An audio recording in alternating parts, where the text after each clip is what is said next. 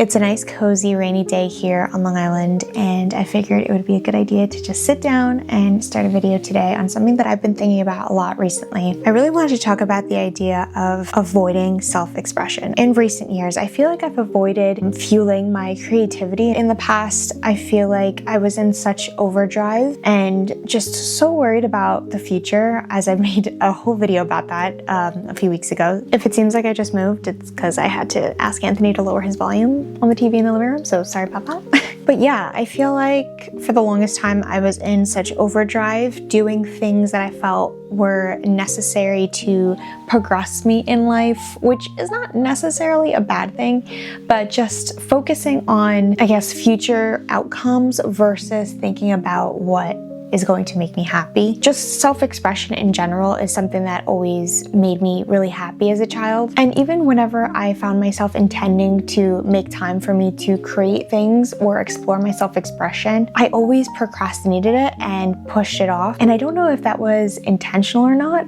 I don't know if it's the fear of, being alone with your thoughts, or, the idea of creating something and being creative requires thought and intention and time, and it's not instant gratification. I think something else that also plays a factor into procrastinating art is that you feel like it needs to be perfect. I know for me, I don't feel like I'm an artist by trade. I feel like what I create isn't perfection, which is not practical. You shouldn't aim for perfection. And that's the whole point of self-expression and being artistic, is that things don't have to be perfect. But regardless of whatever it was, all this really started to come to my mind when I came across this poem by Mary Oliver, and it was called Wild Geese. And I actually came across the poem on TikTok when I was scrolling at the gym on the treadmill. Funny enough, I actually have a whole poetry book by Mary Oliver. This is the book. It's called Devotions, and it's basically a book of selected poems of Mary Oliver's work. So I'm gonna go ahead and read the poem for you guys. It's a very famous poem. I'm sure you may have heard of it before, but if not, enjoy it. It's beautiful. You do not have to be good. You do not have to walk on your knees for 100 miles through the desert repenting. You only have to let the soft animal of your body love what it loves. Tell me about despair, yours, and I will tell you mine. Meanwhile, the world goes on.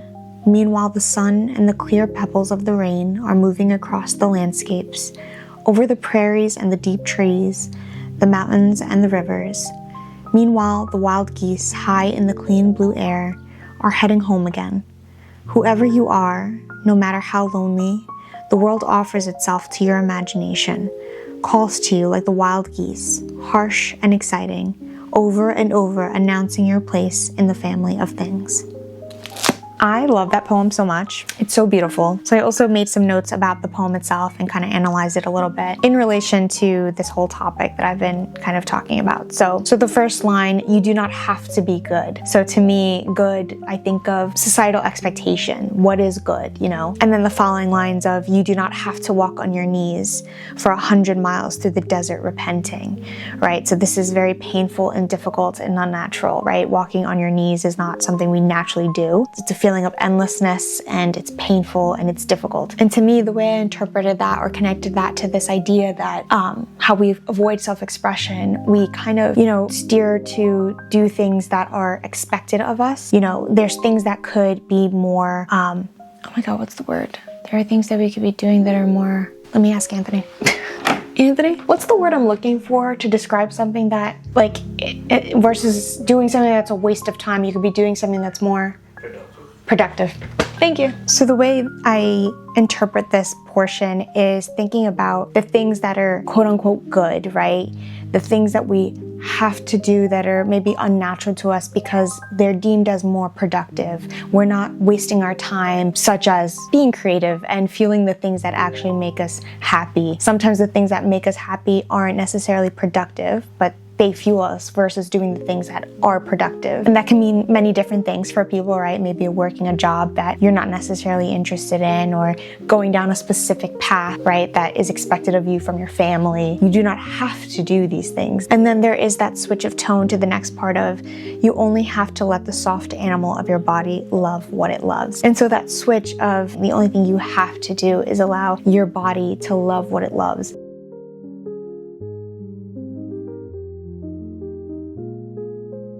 And she describes our bodies as soft animals. So when I think of an animal, I think of natural, instinctual, right? Doing things that are natural for us, that feel instinctual. So it's really that part that felt very relevant to what I'm speaking about today. When I think back to what feels instinctual for me and very natural, I think back to when I was younger, when I was a kid, and I pulled out, all my art supplies, and I loved, playing with clay or drawing or painting. I remember this specific toy that my parents bought me. It was a turning wheel for like clay, when you mold clay. It was this little plastic thing that was not fast at all. I remember it was just so slow and did not go the full speed that you needed to create like pottery, but I loved it, and I would always set it up and get some water, and I felt like an artist. I was creating pottery, but it really was nothing spectacular, but it made me so happy, and I felt like I was doing something very creative and beautiful. Like, I just specifically remember being a child and my parents would drive me to Joann's or Michael's or Hobby Lobby, and we'd pick up a bunch of art supplies and stuff like that, and they spent so much money on art supplies. I feel so bad. And my mom used to joke. She used to color my arts and crap. That's just the way she jokes. I remember I used to have this Cricut machine, one of the first Cricut machines, and I had a little webcam, and I used to love watching YouTube videos of people making, cards with the Cricut machine and stuff like that. So I used to take my webcam, which was this shaky, bad quality camera, but I used to say like, hey guys, like talking to people watching me, but I don't think I ever even posted these videos.